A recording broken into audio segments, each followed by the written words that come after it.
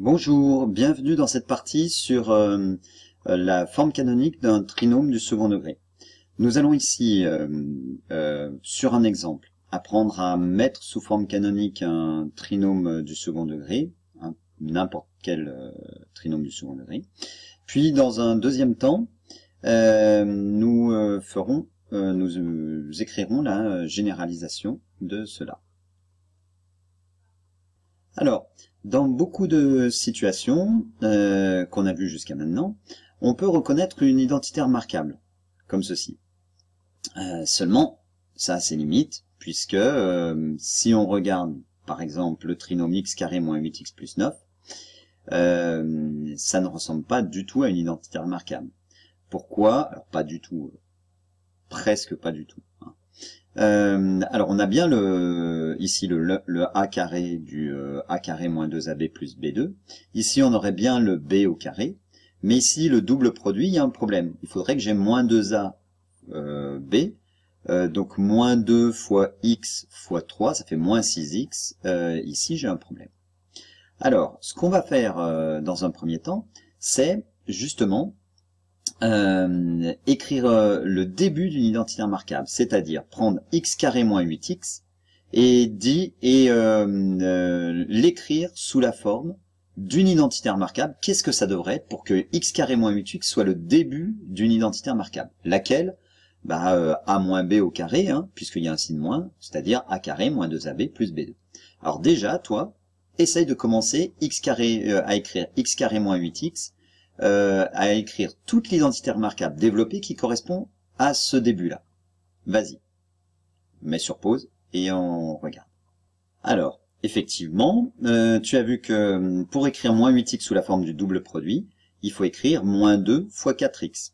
Et à ce moment-là, qu'est-ce qui joue le rôle de A, je te rappelle l'identité remarquable, c'est A moins B au carré qui est égal à A2 moins 2ab plus b2. Okay, le a, c'est x. Le b, dans moins 8x, on a déjà le 2, donc c'est dans moins 4x. Qu'est-ce que c'est le b? Eh bien, ça va être 4. Donc b au carré, ça doit être 16. Donc mon identité remarquable, c'est x carré moins 2 fois 4x plus 16. Mais j'ai pas de plus 16 ici. Donc j'enlève 16 pour ne pas modifier mon expression de départ. Et puis j'avais 9, donc je laisse le 9. Voilà, maintenant que j'ai écrit mon identité remarquable, elle est ici, je vais la factoriser. Là, je l'ai écrite sous la forme développée. On la factorise, ça nous donne x moins 4, le tout au carré, et puis moins 16 plus 9, eh bien, ça nous donne moins 7. Voilà. Maintenant, si je souhaite résoudre l'équation x carré moins 8x plus 9 égale à 0, qu'est-ce que je vais faire? Eh bien, je vais prendre cette expression, ici, x moins 4 au carré moins 7, et l'utiliser. Ça va me donner, j'ai perdu mon curseur, voilà, x moins 4 au carré moins 7 égale à 0. Je te laisse factoriser et résoudre. Mais sur pause, on vérifie. Alors, tu as dû reconnaître une expression de la forme a au carré moins b au carré. Encore une identité remarquable. Le grand A, c'est x moins 4, et le b au carré, c'est 7, donc le b, ça serait racine de 7. Donc la factorisation donnerait x moins 4 moins racine de 7, facteur de x moins 4 plus racine de 7. Alors oui, tu pouvais le faire aussi sans factoriser, en disant que c'est x moins 4 au carré égale 7, et donc finalement on retrouve la même chose, puisque là on utilise un produit est nul si et seulement si un des facteurs est nul. Ça nous donne x moins 4 moins racine de 7 égale 0, ou x moins 4 plus racine de 7 égale 0. Finalement les solutions sont, attention, voilà, x égale, oui, je vais pas écrire x égale dans les solutions. Je vais écrire directement la solution, donc 4 plus racine de 7, ou 4 moins racine de 7. Ah, 4, c'est pas un, voilà. 4 plus racine de 7, et puis, ou bien 4 moins racine de 7. Voilà. Eh bien, sur cet exemple-là, tu as vu que lorsqu'une équation du second degré admet des solutions dans l'ensemble des nombres réels, on peut trouver, en faisant apparaître une identité remarquable, une méthode qui puisse me permettre de résoudre cette équation. On va généraliser cela à tous les polynômes du second degré du type ax2 plus bx plus c. Maintenant. Alors, pour transformer une expression de la forme ax2 plus bx plus c, sous la même forme qu'on vient de faire dans les exemples, on va, première chose, mettre a en facteur. Alors attention, avec a différent de 0, hein, sinon on n'a pas un trinôme du second degré. Donc déjà, je te laisse factoriser, hop là, je te laisse factoriser par a. Vas-y. Voilà ce que tu as dû trouver. Hop, petit tour de passe-passe pour m'enlever de là. Voilà. Puis ensuite, qu'est-ce qu'on a dit? On a dit que on faisait apparaître une identité remarquable. Alors, pour ça, ici, alors x carré, ça va, je le veux bien. Par contre, pour le b sur ax, eh bien, je veux le double produit. Donc, essaye de l'écrire sous la forme du double produit.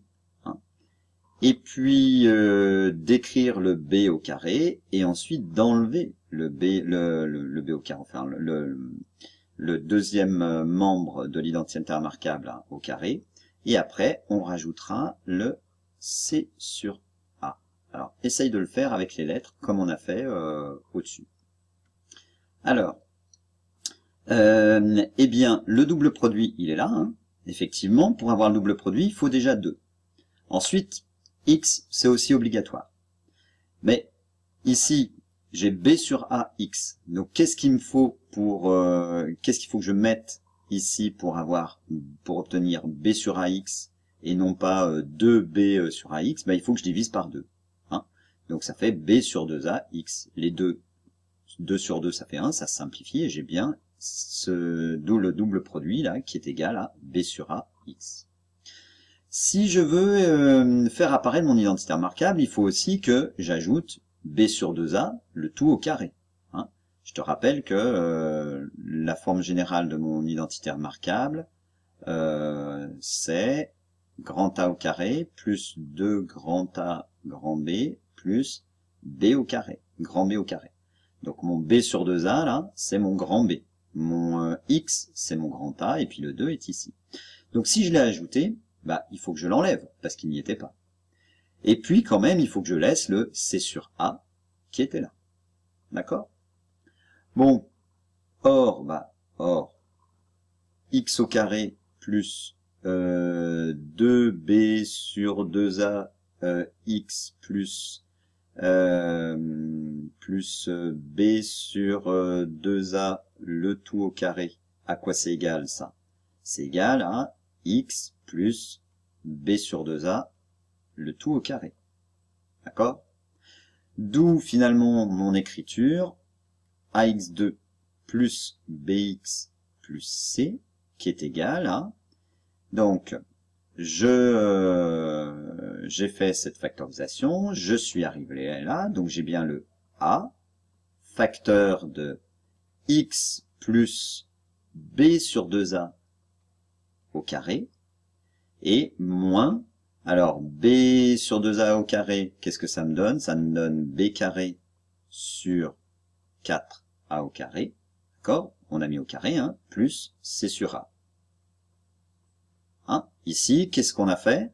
On a simplement mis le b au carré et le 2a au carré. b sur 2a, le tout au carré, c'est b au carré sur 2a, le tout au carré, c'est-à-dire 2 au carré 4, et a au carré, a au carré. On va arranger ça de manière un petit peu plus agréable en mettant au même dénominateur la deuxième partie. Hop, allez, je m'envole. Voilà. Ça nous donne quoi? Ça nous donne x plus b sur 2a au carré, moins le dénominateur commun. Qu'est-ce que ça va être? Ben, ça va être 4a2. Donc je mets tout sur 4a au carré. Le moins qui est là, j'ai envie de le laisser. Donc on va le laisser et on va mettre b au carré. Donc jusque là, j'ai bien moins b au carré sur 4a2. Sauf que là, j'avais c, donc si je mets au même dénominateur, ça veut dire qu'il faut que je multiplie par 4a ici. Donc ça, je vais obtenir 4ac. Non, on n'en a pas assez, hein, justement. Si j'écris comme ça, eh bien, il me manque quelque chose. Eh oui, le signe. Alors là, je mets plus ou je mets moins. Si j'ai un moins devant la fraction, le moins va se distribuer sur le b carré, donc moins b carré sur 4a2. Si je mets un plus, ça va me faire moins par plus, ça va me faire moins 4ac sur 4a2, ça va me donner c sur a. Donc il ne faut pas que je mette un plus, il faut que je mette un moins. Et là, je vais avoir moins par moins, ça va faire plus 4ac, hein, 4ac sur 4a2, 4 se simplifie, a au carré se simplifie avec a, donc j'ai bien c sur a, c'est bien ce que j'avais là. Et on ferme le crochet. Et voilà, on a factorisé notre expression ax2 plus bx plus c. Si je veux maintenant la forme canonique, hein, je développe, c'est-à-dire que je vais multiplier le x plus b sur a au carré par a, et puis tout ça aussi par a, hein, je développe et je vais obtenir la forme canonique qu'on a habituellement, c'est-à-dire a facteur de x moins alpha, le tout au carré, plus bêta. Hein, on va voir à quoi est égal alpha. Bah, alpha, ça sera moins b sur 2a. Et bêta, ça va être a multiplié par moins b carré moins 4ac sur 4a2 avec une petite simplification. Ça nous donnera une formule. Alors justement, quel type de formule? Eh bien, dans cette situation-là, pour simplifier cette écriture, on va appeler le b carré moins 4ac, on va l'appeler delta. Et on va remplacer ceci par delta. Donc, on va poser delta égale b carré moins 4ac. La quantité delta s'appelle le discriminant du trinôme ax carré plus bx plus c. Pourquoi? Parce que ça va nous servir à discriminer les solutions, à nous dire s'il y a des solutions ou s'il n'y en a pas. Si en fait, alors des solutions de quoi? De l'équation ax2 plus bx plus c égale 0. C'est-à-dire si le trinôme du second degré admet des zéros ou des racines, hein, ou pas. Et s'il en admet, combien? On va continuer ça dans la partie suivante. Voilà, je viens tout de réécrire. Donc, l'expression ax2 plus bx plus c s'écrit sous la forme a facteur de crochet x plus b sur 2a au carré, moins, ça c'est un delta, delta sur 4a2, sachant que delta c'est b carré moins 4ac, hein, c'est tout ça. Si maintenant je veux l'écrire autrement, je développe et ça me donne a facteur de x plus b sur 2a au carré, moins delta sur 4a2 mais multiplié par a, donc ça fait moins delta sur 4a. Et voilà. Eh bien écoute, avant de découvrir les autres définitions, je te propose une pause et à la prochaine fois. Revois bien tout ça et bon courage. À bientôt!